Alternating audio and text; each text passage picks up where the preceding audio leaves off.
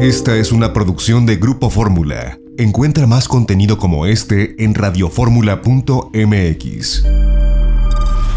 Estamos de vuelta a las 8 de la mañana con 45 minutos. Es el tiempo del centro del país. Recuerde que estamos a través de Grupo Fórmula, radio, televisión, internet y también a través de nuestras redes sociales.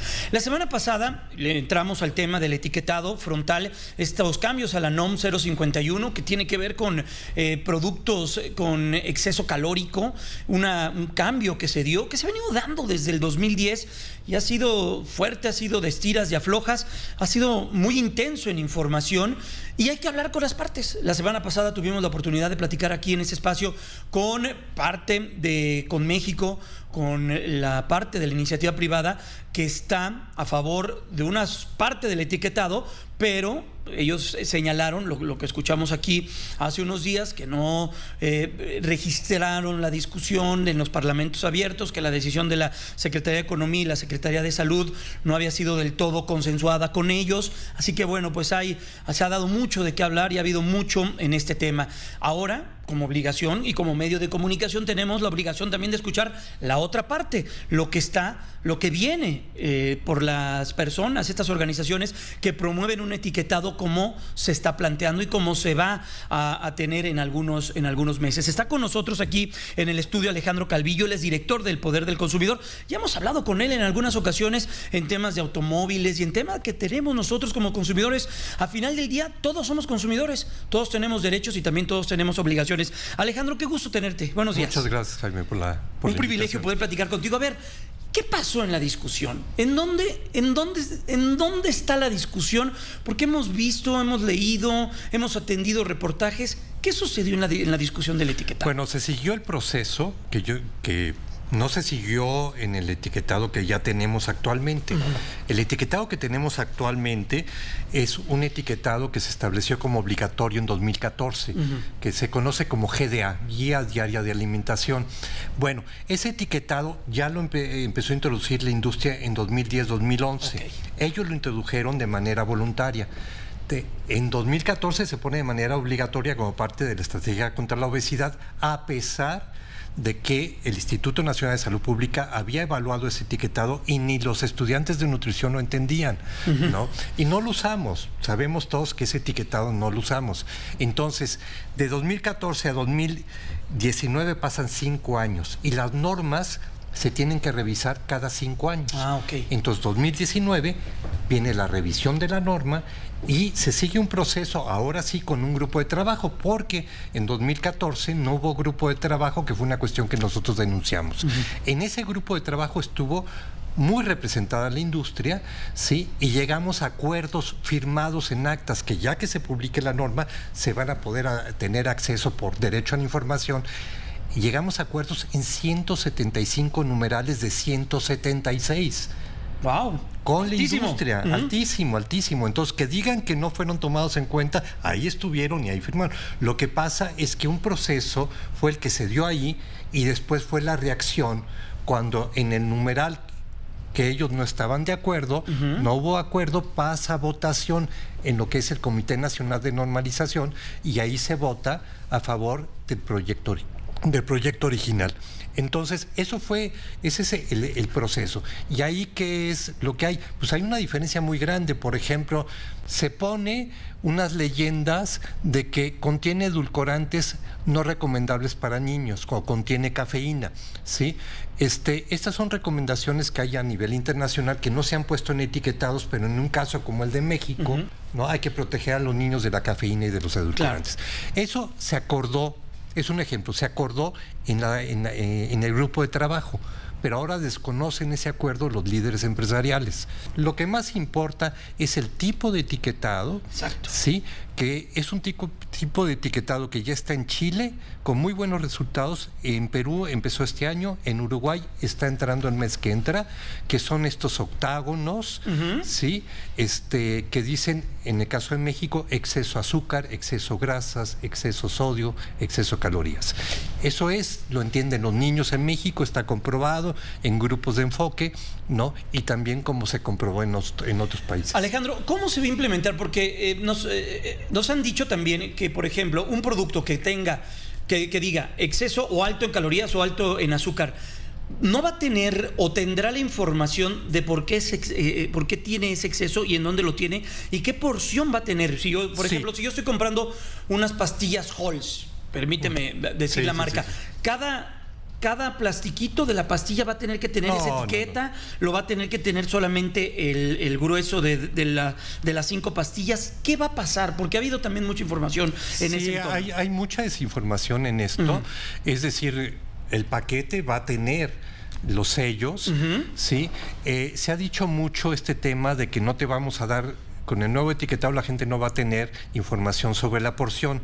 Bueno, habría que analizar qué es lo que está pasando actualmente con las porciones. A ver.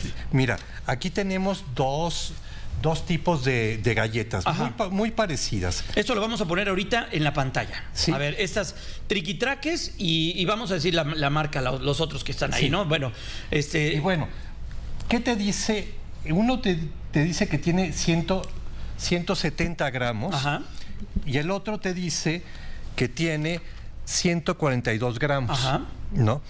Entonces, y después en el GDA te dice una porción de 30 gramos, te dice el Chokis, y el otro te dice una pieza de 8.5 gramos. Entonces, ¿cómo comparas este con el otro? La industria utiliza las porciones como más le conviene. ¿Qué es lo que se recomienda internacionalmente? No importa que esto pese 142 o este pese 170, te doy la información atrás por 100 gramos. Entonces yo veo este en 100 gramos y comparo con el otro en 100 gramos y puedo ver cuál tiene más azúcar, cuál tiene más grasa, cuál tiene más sodio. Entonces, esto de que no puedes comparar no es cierto, puedes comparar mucho mejor porque tienes el mismo criterio, es decir, la misma tabla, en este caso 100 gramos o en bebidas 100 mililitros. No importa incluso, por ejemplo, que tengas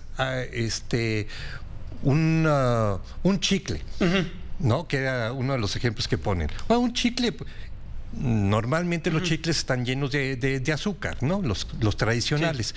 Bueno, la cajita de chicles te va a decir que es alto en azúcar, ¿no? Porque se pone a 100 gramos. No, obviamente, no te vas a comer 100 gramos, pero la naturaleza del producto es un producto muy alto en azúcar.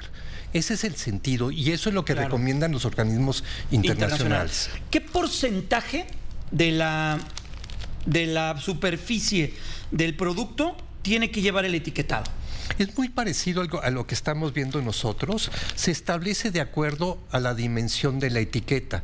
Entonces, incluso hay unas que la etiqueta más chiquita, donde no cabrían 2 o 3 octágonos, lo que va a tener es un pequeño octágono con un número, que te va a decir, este tendría 2, este tendría 3 octágonos. Y va a haber una tabla que represente el número 3. Y tú podrías buscar ¿qué octágonos tendría ese producto. ¿Qué tanto se pueden vincular figuras eso es muy importante, de mercadotecnia y todo a productos? Mira, porque también ahí hubo una discusión en ese entorno. No, sí, eso es fundamental porque si tú ves en el mercado, los productos que son menos saludables, desgraciadamente son los que se dirigen a niños. Si ponen los cereales que tienen más azúcar, los que tienen menos fibra, y por ejemplo tienen más colorantes artificiales que en el norte de Europa ya no se utilizan, ¿sí? Porque se vinculan a hiperactividad y déficit de atención, bueno, esos son los que se dirigen a niños. Entonces, ¿qué se hace? Se establece que cuando un producto tiene una advertencia de que es alto en azúcares o tiene exceso de azúcares, sal o grasas, ¿sí? No puede tener un elemento atractivo para los niños. No podemos ir contra los colores y todo esto. Un diseño de mercadotecnia. Sí, porque todavía eso nos falta, pero sí a los personajes, porque estos personajes están dirigidos a los niños, muchas veces vienen con una promoción o te traen el héroe de la película del momento, entonces, es decir, con los niños no.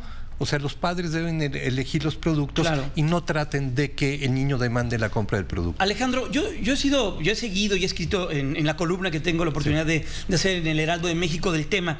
Y yo lo que también soy un convencido, me queda claro que sí se necesita un etiquetado claro, un etiquetado como que demuestre que funciona a nivel internacional, lo que diga la experiencia a nivel internacional.